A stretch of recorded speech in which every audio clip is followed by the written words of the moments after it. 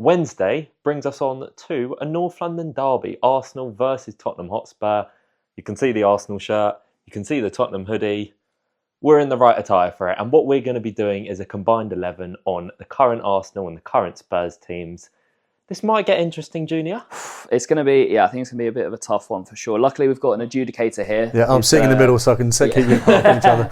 But yeah, no fights. I think, just a combined 11. We'll sort of pitch our cases and then kind of go from there. But yeah, it's the in the spotlight derby, we'll call it. There you go.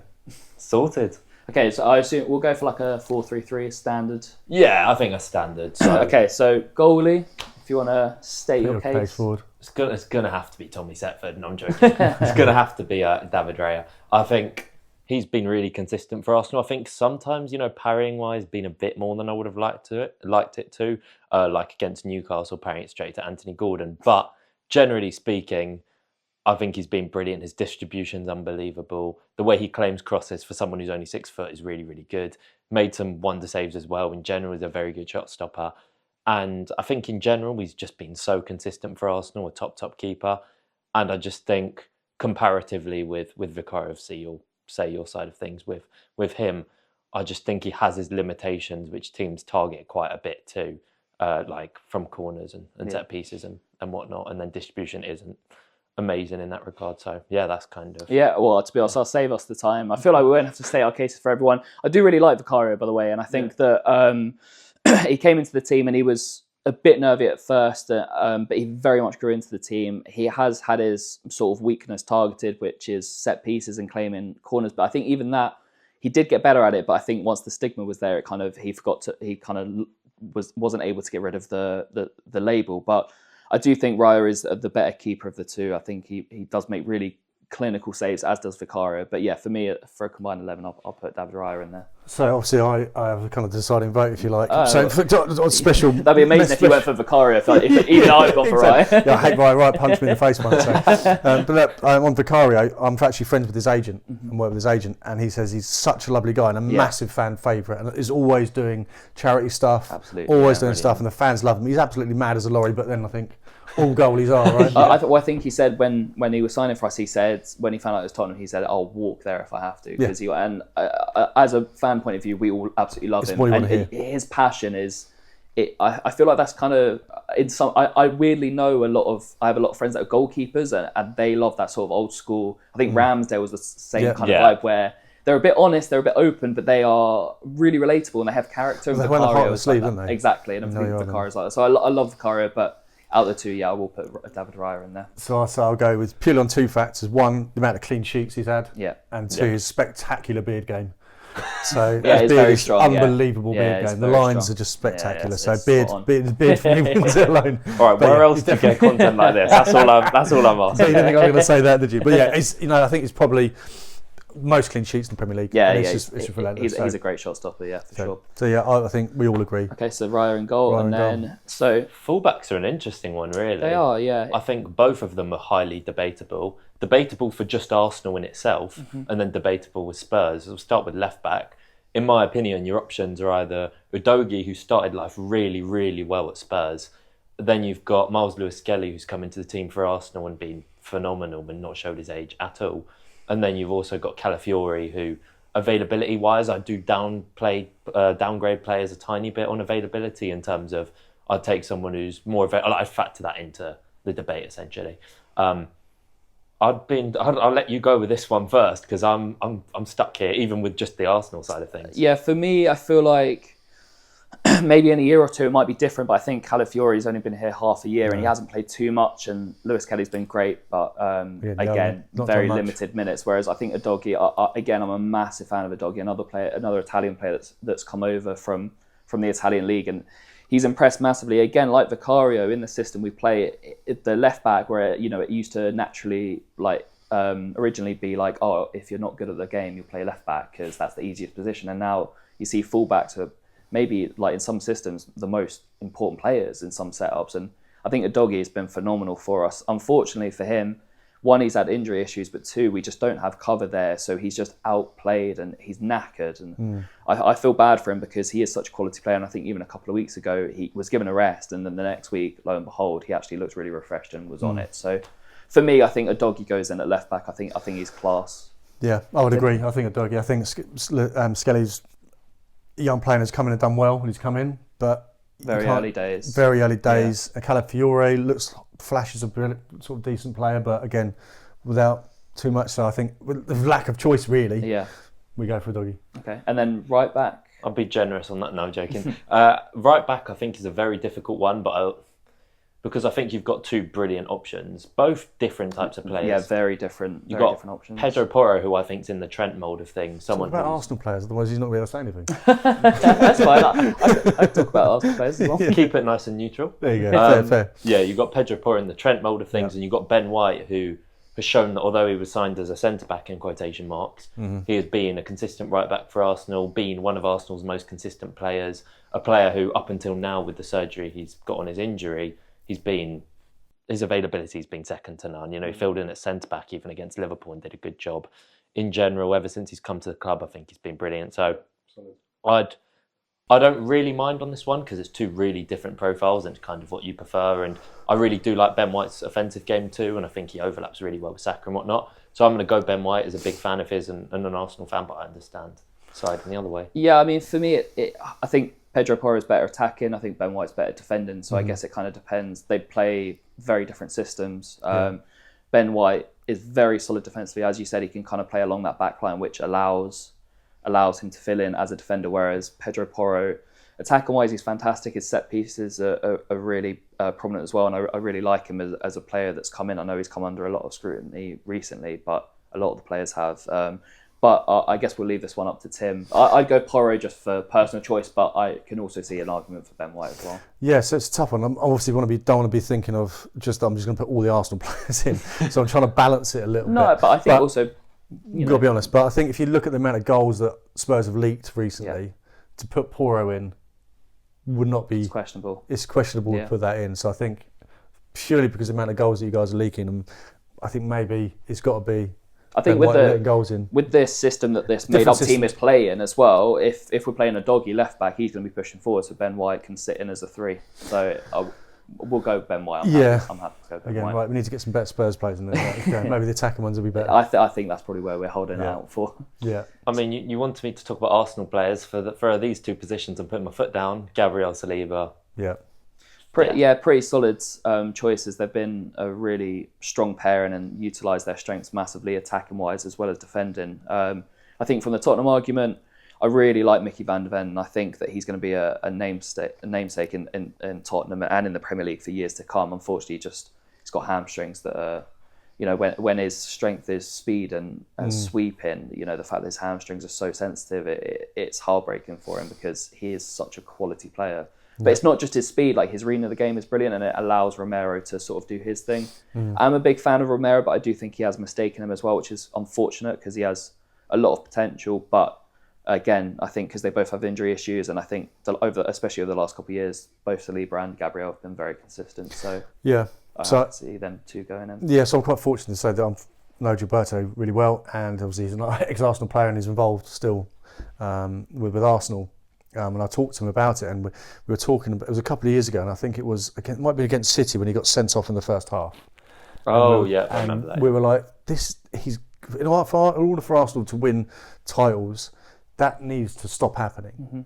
And I think in last season and definitely this season, he's got that out of him now, and I think he realised that was it. And that was the one thing Gilberto was saying: if he doesn't get that out of this game, Arsenal will never win anything because he's always prone to a flare-up. But I think he's unbelievable. I think Saliba's phenomenal as well. I think you could argue that those two defenders are going to dominate the Premier League for a long time to come. They're both pretty young. A great partnership. It's kind of reminds you of the Ferdinand and Vidic days, which were unstoppable, and Terry and Carvalho. So it's a very Arsenal dominated back five. Exactly. But look, it's honest though as well. We're at, as much as I'd love Tottenham to be able to compete with Arsenal and challenge them in every game, we're at different stages in our project. Arsenal are 4 or 5 years into a project, whereas we're still very fresh in ours. So we are at different stages, although I do still feel pretty positive. But Arsenal, it makes sense that they would have 4 of the back 5 because their defence has been so impressive and ours not so.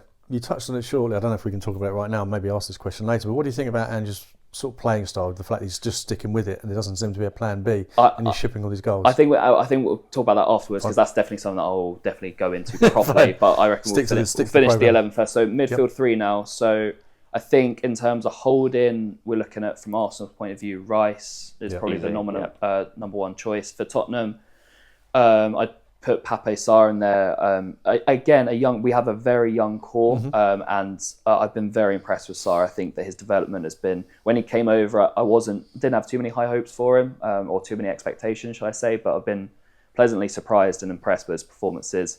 Having said that, I think Declan Rice is a staple at the moment, a player in his prime and playing, not only for his club but for his country as well. Such an important figure. I think so. I think it's got to be Rice. Unfortunately, there's not much of a conversation to be had. I don't even need to say anything. I think Gilberto's. They've obviously, Arsenal fans say they'd never replace Gilberto, who was such a strong CDM. Gilberto was hoping that for Partey, and it doesn't materialise yet. But Declan Rice is one of those. I saw an interview with Arsene Wenger, and he said, "Who's the most underrated player you've ever worked with?" He went, "Gilberto Silva." He said, "You don't notice him until he's not there." He said, "Oh, who was that tackle made by?" It was Gilberto Silva. Who made that part? Oh, it was Gilberto Silva. Whose game line? Do you know what I mean? You don't notice him because he's such a calm influence in real life. Yeah. But also on the pitch as well, he's kind of quite class, like a Rolls Royce. He's very smooth. And you don't really notice him until he's not there. But what they say, the streets will never forget. Absolutely. I think those kind of players, I think only the fans of those teams know those kinds of players. Yeah. And one of my players that I'm going to put forward in a minute is a similar profile for that. So if we're moving up into the 2 centre mid positions / centre attacking mids, one of my arguments that I think he's been one of the best players in the Premier League this season is Kulusevski. Yeah. I think he's been phenomenal. Again, I think if you don't watch Tottenham, you maybe look over him, but I've watched nearly every Spurs game this season, and just his interviews and the way he carries himself as a person, he's very level-headed, he's very calm, and he's very self-reflective as well. And I think he wanted to play centre mids or in that kind of role earlier in his career, and he even said himself he wasn't mature enough for it, he wasn't ready. And this year, he's developed the defensive side of it as well. He has a lot more freedom, and he's so smart, he's so strong. He kind of just has everything. And I know Salah's been absolutely phenomenal, but I think Kulusevski's been top 2 or top 3 players in the Premier League this season in that new role. I'd agree, and I think he'll play really well with Rice. I think those two are good little combination. You wouldn't want to come into a centre.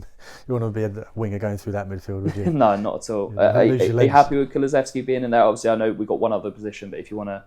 he's got, and I'm joking. I think what's interesting about Kulusevski for me is I think he plays better with Maddison a lot of the time. Like, I think him as the sole creative is a bit too much of a responsibility, whereas when you allow him to play with Maddison, like the creativity, the positions he can take up. So I think Maddison can drop deeper and he can like dictate the game, and then Kulusevski, his decision making in the final third and composure superb. So for me, I'd say definitely Kulusevski. I think it's between Kulusevski and Maddison. I think Marino obviously coming into the team, not quite, it's been a difficult start, got injured to start with. Had some good games, maybe a bit misprofiled by fans a bit in terms of what he's offering as a Spanish midfielder, but he's been relatively good. But I think Kulusevski's been one of the best players in the league. Yeah. I agree. And I think in terms of the Maddison-Kulusevski argument, I think Maddison, I do really like Maddison. I think he was a good profile for our club, and I think he really got the project under Ange as well. But I think Kulusevski, actually, I kind of disagree with your point. I actually think Kulusevski doesn't need Maddison as much. I think that midfield that we play, like playing sort of 2 centre attacking mids, is with 2 bombing on forwards. It's kind of crazy, but it works somehow. But even without Maddison in the team, Kulusevski has just become that presence where he is just the main man and everything ticks around him. But Maddison, I feel like he wants to be that guy. He wants to be the main guy, and I think that earlier in the season, he's so unfortunate with injuries that earlier in the season he had really good form, and I was a bit surprised he wasn't called up to the England squad. But now I think he's 27, maybe 28, so he's sort of getting to the later stage of his maybe prime. And I think that unless he stays truly fit, he's not even starting every game now. So I think out of the 2, I'd go Kulusevski for sure. No, yeah, I agree. So I think Maddison needs a sort of honourable mention, because I think there's very few characters in football anymore. Yeah. And I think because they all have to think about the sponsors. They get media training. They can't ruffle the feathers of everyone else. They have to be so clean like that. He doesn't care about it. He goes and watches the darts. Yeah. And there was a moment, can't remember what season it was. I don't think it was this season, but it was a video of the fans giving a load of stick, and he was going down to take a corner, and he deliberately put the ball out of the corner, and all the fans went crazy, and he went sort of made a cheeky face, and the fans went, that's what people want from footballers. Do you know, be a bit honest. That's why I hate the fact that you get a yellow card if you take your shirt off. The best moment in football that all the fans want and everybody wants is goals. Yeah. Let the players do what, as long as it's not hurting anybody. Yeah. But I guess I agree. Or like going, I guess, for me, like it's similar to that. The players going into the crowd or like hugging the fans. Yeah. That is, I guess there's some probably safety rules there, and that's why they have to get booked for that. But for me, it's like, why would you not want to go and celebrate with like those fans? Well, fans we've seen it in COVID how dead football is without fans. Like they make the moments as well. So why? And if we're talking about moments, watching that moment, that's watching a player jump into the crowd and go, "Oh wow, he loved that much passion." And if you're one of the fans, you would do that. Yeah. Absolutely. We've spoken about moments early on, and that's these moments that you can't remove from it. No, you've got to embrace those moments. Almost have a trampoline to let them go even further. I think there would be safety issues with that one. What makes you say that? Yeah, exactly. Maybe. But so I think so Rice, Kulusevski, and then that other midfield role is free if you want to put forwards. I'm guessing the player that you'll want to put in here. Yeah, I think obviously Jorginho's been no. I think. The thing is with Ødegaard, or if we're going like dynamics and profiles, then I think it's either Ødegaard or Maddison and Kulusevski. And I think Ødegaard, although he's had a bit of a difficult time of things lately, coming back from injury, a few months out, not quite found his feet, his passing's been a bit off it and it's just not quite happened for him just yet. But everyone knows what a top player is. I think him from deep, he's such a good dictator of the ball, he's very calm on it, controls the game pretty well. Obviously, alongside Saka on that right-hand side is brilliant. And I think it's one of those where it's just another Rice staple in terms of just being a no-brainer to put in. Yeah, I must admit, I'm very impressed with how he's played. When he came over from Madrid, I didn't think he would have as big an impact as he had for the team. And he has been very consistent for Arsenal and a leader, of course, as well. Yeah, so are we talking, we're making a team that are going to play on Wednesday? Or are we talking about this in is the just last 2 years? Well, I guess it's just like a...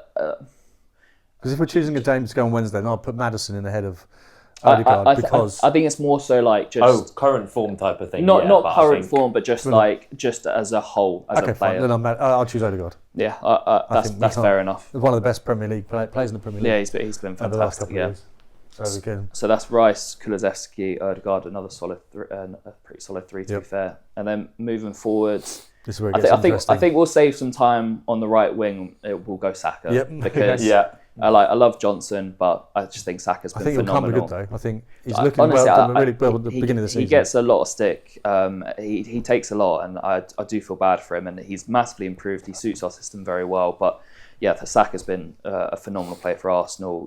We talked about a doggy playing like every minute, like Saka does as well. Bless him. And that's what's cost him with his injury. But I think even for England as well, he there are times where he has to put that team on his shoulders, and he does it brilliantly. Yeah, well, if you look against what he's had to put up with against the Euros when he got all that racist abuse, as a young player, he must have been, 21, 22, something like that? Even younger, I can't imagine how much that... To go through that... 18 when he took that penalty or something? Ridiculous like imagine that. When we were 18, imagine sitting in front of the world and taking a penalty like that. I wouldn't be able to put my shoelace up.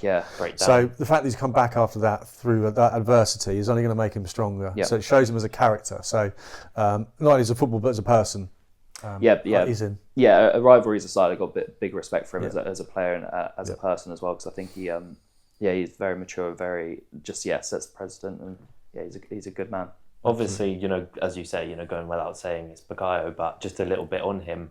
I just think like one of the things which demonstrates him as a person and him as a footballer is that every single season he finds a way to improve, and every season, whatever's a weakness for him becomes a strength. Yeah. So if you look at penalties, you talk about the mental side of things and the adversity. A lot of players, you take that penalty, you never want to take a penalty. Yeah, that's very true. Absolutely. Yeah, that's a very good point. And he took one in the World Cup, didn't he? Yeah. Took one in the World Cup, scored it brilliantly. Took one against Man United at home. Took one against Chelsea away. He sort of rotates between him and Ødegaard, doesn't he? But I think that was last season early on. He's taken a lot though, hasn't he? Since that spot kick, and fair play to him for that. Bar the one West Ham one, but I just think, the way he can control a game from the wing is sensational. The way he still adds the output, the way he combines with players, he's a special player. Well, I think you've said it's special player. So I think these three roles are where you have the magic happen. You've got to have that player that can suddenly change a game just by having the ball for 5 seconds, and all of a sudden the ball goes in the back. The ball's in the back of the net. These are the players that you look for to be game changers. Absolutely. Saka is certainly the Premier League's been littered with them, and I feel like we've had good wingers, but in recent years there haven't been like a Saka who could be like generational. Yeah. You know, like it was like Hazard like 5-6 years ago. You know, going earlier than that, you have like Giggs and Henry and stuff. So I feel like Damien Duff. Yeah, Damien Duff, what a player! Little shout out a few episodes ago. he is a phenomenal player, Bukayo Saka, and still so young as well. So more room to grow. It's fantastic. I think it's the future's bright. The future for England football is massive, and maybe we'll talk about it on another podcast. Yeah, a lot to talk about. A lot to talk about. Where would you like to go, Matt? Left wing or striker? One I've actually got nailed on. The other I kind of feel like being a bit edgy for. Okay, so do you want to go for the nailed on one first, and we'll leave the edgy one? For me, I'm going to say just Dom Solanke straight up. I think I really like Havertz a lot more than a lot of people. I think people, in my opinion, with football... So as a Chelsea fan, maybe Havertz isn't the way to go. I think... Just be careful what you put forward. In my opinion, I think once a narrative in football is made, So obviously, once he was at Leverkusen, he was this unbelievable wonder kid. Chelsea signed him. Things just weren't too great for him. Obviously, whatever happened, he scored the Champions League final winning goal. So that will always be a ridiculously special memory for Chelsea fans. But nonetheless, I just think once a narrative is there, it doesn't matter what you do. What's the narrative? In terms of generally in football, I feel like once someone has a narrative of a player that they're not good, so that he's just not good, a waste of money, can't do X, Y, Z, like isn't a great footballer in general, I think that's painted until you do something incredible to turn it around. So you mentioned Gabriel Magalhaes, for example. It took him a while to get his plaudits because he obviously started off life at Arsenal really, really well, but got quite a few red cards and whatnot. So that's not a narrative. That's him getting sent off. Yeah, but I mean, like the general narrative of like the way people view players. That's doesn't matter what happens in the next year or so. That is their way of viewing them. But I think with Havertz, I think the way he turned up in the run-in for Arsenal last year was brilliant. And I think in general, he's a very underappreciated player, like very good technically and very good. A bit of like a coach's dream, but a fan's question mark. You know, like as a fan, you're kind of like, what's this guy doing? But he creates a lot of opportunities for teammates, quite a selfless player. And I don't personally agree with the fee and the wages combined, but I do quite like what he offers. But Dom Solanke, obviously, you'll say you're a bit on him, but I think he's just a brilliant player, and he's gone strength to strength. And especially after leaving Chelsea and Liverpool at a young age, it didn't quite work out for him. It's a good, like a big club, but he's done really well. Well, he's done the right thing going to a lower club and then coming back up. Exactly, he'll get that big move one day, won't he, Dom Solanke? No, I said it before one of us did. Exactly. I actually made a complimentary comment to the club. But I think going to Havertz, we spoke about it when we watched the Newcastle-Arsenal game. Yeah. And I said, well, he's a weird player. You don't know where to put him. He's not a striker because he hasn't got any pace. Yeah. Which doesn't make you a bad player. If you haven't got pace, it doesn't make you a bad player. Yeah. Just isn't the way in the Premier League is you need to have a pacey forward. He's not a number 10 because he's not really. He's not that creative. He'll get everything ticking. I think as Chelsea fans, it's not that we didn't love him. We just didn't know where he would fit in. And obviously, we had Timo Werner, who was just running around all the time, was super fast. And I think Timo probably didn't get as much grief as it maybe, or got more love than maybe he deserved because he was put in the effort. And as us English people, we want someone to give us effort. No matter how bad they are, it's effort. Yeah. Anyway, so I think with Havertz, we just didn't understand what he did. He didn't score many goals. Yeah. He didn't get many assists.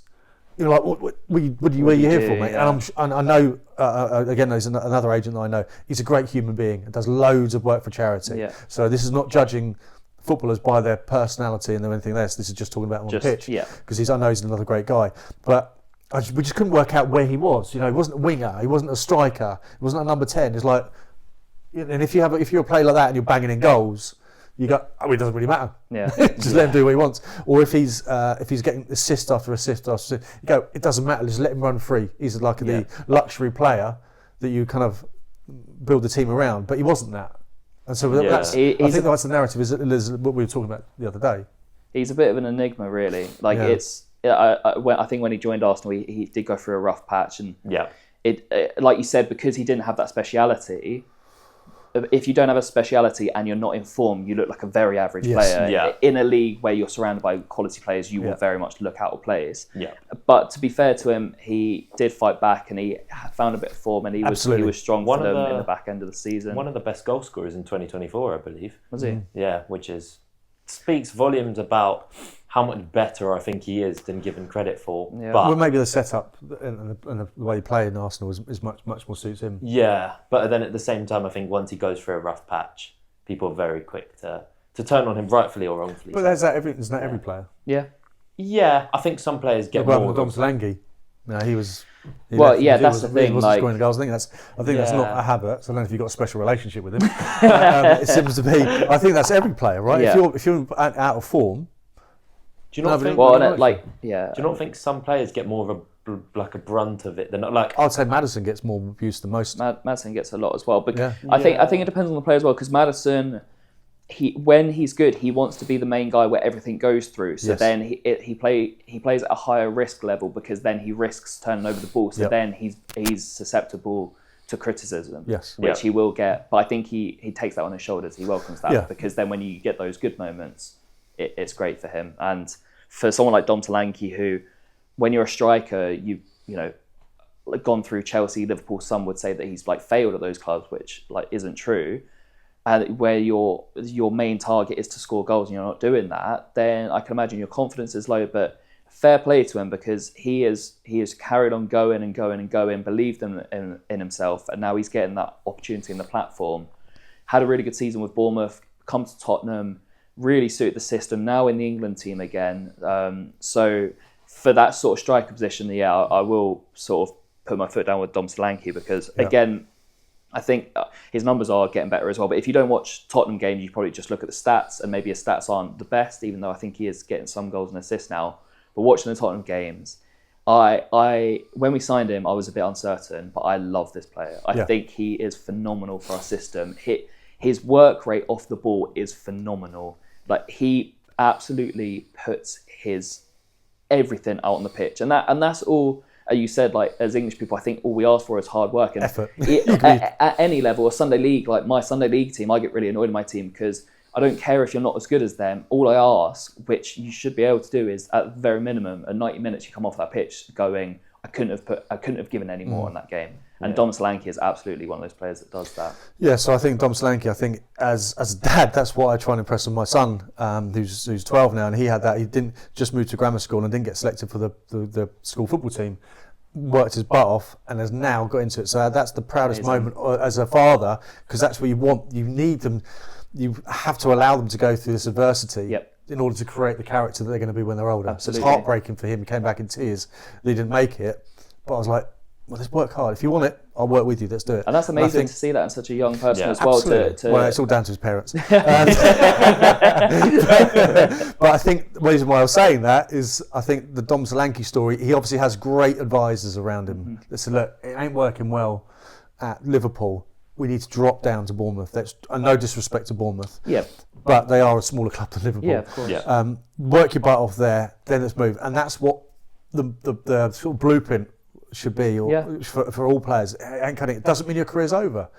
It's just not right now. You weren't quite right for that team, or the manager wasn't. There's so many different factors. There's so many variables that you can't even take into account. Like when a team signs a player in the summer, and then like a month later the manager's gone. The reason you sign for that club is because the manager and the system wants to play. So then all of a sudden everything's changed. But I think that's such a good lesson, especially nowadays where kids are getting signed to professional clubs at much younger ages and then released.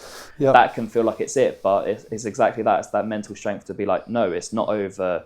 You carry on playing. Like someone like Jamie Vardy, it was so unorthodox, his rise, but anyone can do it, really. Yeah. And a shout out to his loyalty for Leicester, because he's never leaves because he got some big moves. He'll get a statue when he retires, 100%. I think that's almost the thing though. Football nowadays becomes a bit unrealistic. If you look at you look at Lamine Yamal, you look at even Wanero, you look at Lewis Miley, who came in last year for Newcastle, Kobe Mainoo, the list goes on. It's almost like created the notion that if you're not at an Arsenal or Chelsea or Liverpool or whatever team, once you're 17 or 18, then you're not going to make it. You get to 19 or 20 or 21 or 22 and you're not very good, or you're not of the level which people hoped you to be. That doesn't suddenly mean you can't be either a late bloomer and be incredible in your latter years. You've got players like Ollie Watkins who started out, I think it was Exeter, obviously Jamie Vardy you mentioned. Countless examples of players who started off at non-league or started off, I think Dimitri Payet only got into football at like 24 or something. Well, Ian Wright, Gilberto Silva. Gilberto didn't turn professional until he was nearly 20. Yeah, Ian Wright, went through so much adversity before signing for Palace. So you never know. What I really like as well is you're seeing young English players go abroad again, which I really like as well. I really like that. Because it broadens their horizons. They learn different aspects of the game. It improves them as people as well. And I really like that that's coming back into football again. Because I think it was big maybe like 80s, 90s, and then it kind of didn't happen so much in the last 15, 20 years, and now it's becoming big again, which I love. I think it's really important because they're not just footballers, they're people, and we don't understand that if a player moves from, say, Bournemouth to Liverpool, you think, oh, well, he's just going to go to a big club and do really well. We don't understand that his kids are going to go to a new school. His wife's moving from a friendship group, and I don't know if you've got girlfriends, but I've got another half, and if she's unhappy, that means the family's unhappy, which means I'm unhappy, and it takes the pressure off. And it's their jobs. We all have different jobs.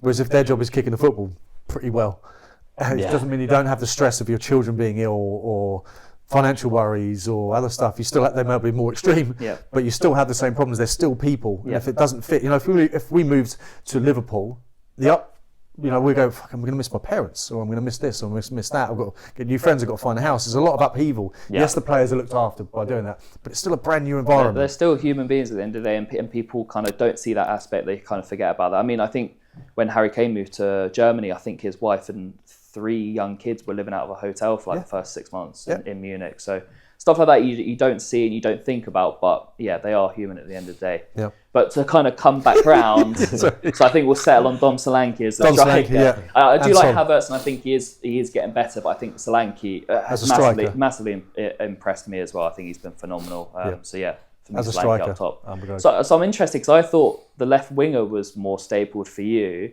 and the striker was a bit more questionable. So I'm interested to hear who your argument is for left wing. I feel like you could say 3 names and you're not going to guess who I'm going to say.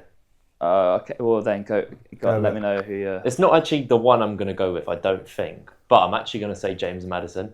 And I know that sounds really weird and you're currently like, what is this bloke talking about? But I just think... Son, I think, is a sensational player. But I think... I don't know if he always goes through those same patches. But I feel like he's a very... I don't want to say a goal-scoring first winger, but someone who... It's difficult to say. I think he's such a good goal scorer when he's on it, but when he's not scoring goals, I feel like you notice his other weaknesses a bit more. Okay. And I feel like Martinelli's a very similar profile, but just inferior. Right. And for me, he's not quite kicked on since that first 15-goal season. Chipped in with a few goals, and he's looked better recently, particularly against Newcastle. And I'd love to see him get back to that form, but not just quite. Consistency for him, Martinelli, isn't it? A lack of consistency. Seems to be played by injuries as well, doesn't he? Yeah, and I think if we're going tactical in quotation marks, I think the dynamic of having Udogie overlapping, like Maddison on that same side, I think that's a really nice dynamic to have. Like Maddison can come inside, I think that's good. And then the only other shout outside, you're probably going to say Son, so this is just a bit pointless. But I'm going to say Son as well. Yeah, that's right. I want to hear the argument. The only shout, the other shout, which didn't get a mention for the number 9 position, but I thought was worth mentioning, was Gabriel Jesus off the left-hand side. I thought that's what you were going to say. Because Jesus and that's what I thought. I thought Son would be nailed on, and then we'd have a conversation about Jesus and Solanke. But where's the fun in not being edgy? Though? But yeah, I think Jesus, he's come back into form really well recently. I think off the wing, I've always liked what he's offered. I think it was performance against Man City a few years, or last year actually, where he played off the right and he was brilliant. He's played across the front three for Arsenal and City a lot of the time. It's really unfortunate that injuries kind of done him over, but recently I've seen the best or as good of a version I've seen of him in a good while. So very happy with that one. But yeah, as I suspected, I thought there's not been enough edginess, so you've got to throw in a. No, I respect. You've been edging the wrong bit. With Jesus and Solanke would have been a good argument. That's why I thought. You put Havertz against Solanke, and he's never going to win that. I think Jesus is an interesting. It's interesting with Jesus because he was great at City. Yeah. Obviously, was he great? I think he was. He was phenomenal. I think as a backup striker, backup striker, he's a fantastic option off the bench. Because obviously Aguero was number one. Yeah, and then he came to Arsenal, and then all of a sudden he's the main man, and I guess it just didn't work for him. But he was never a 20-goal season. To be fair, a 20-goal season player. Yeah, I think. But it's one of those where you don't know that until you take the risk on him being your main man. Because when he coming off the bench for Aguero, you're thinking, "Wow, this guy's great." It was like Iheanacho. I loved Iheanacho when he was a backup striker, and then I think he went to Leicester and he just was not that guy. No. So I think for Jesus, it's been a bit tough for him. He has found some good form again. Off the left, I like the Maddison shout. I think he does deserve a mention in this team, but for me, it's Heung-min Son, and it's not even close. I think he's one of the best Tottenham players in their history of the club. I think he's a phenomenal player, a phenomenal human being as well. That we talk about like Havertz and these kind of players, the work they do outside of the thing. Son as a person, I think even not fans of Tottenham love Son because he just is a character that he's just so wholesome, he's so friendly, he's so lovely, he's a good-hearted person. And they gave him the armband last season, and I love that because he has taken on that leadership role tenfold. He's been phenomenal, and I just think he's been one of our most consistent players over the last, I don't know how long he's been here now, it might be 10 years, 9-10 years. He could have left easily, he's stuck with us in our tough times. Now it's vice versa, and he's going through a rough patch, and fans getting on his back, which it baffles me. But I'm glad we're giving him a new contract. I think he should retire with us, and I think he probably will. I hope so. I really hope so. And it's actually going to be really sad when he leaves the club because it was sad when Kane left. But I think I might even be more heartbroken when Son leaves. But their relationship, those two had, was phenomenal. And for me, Son is one of the greatest Tottenham players, and he might be in maybe top 20, top 30 Premier League all time. Should probably clarify, by the way, that Son obviously is the one, particularly if we're talking overtime. But just combined. I think we've said we're looking for game changers as the front three, and Saka's game changing ability, it can change a game like that. Yeah. And I think Heung-min Son is exactly the same. He's that character where he can do nothing all game. For the 89 and a half minutes, can do nothing, and then suddenly run the length of the pitch and change the game. For me, I think he might be one of the best two-footed finishers.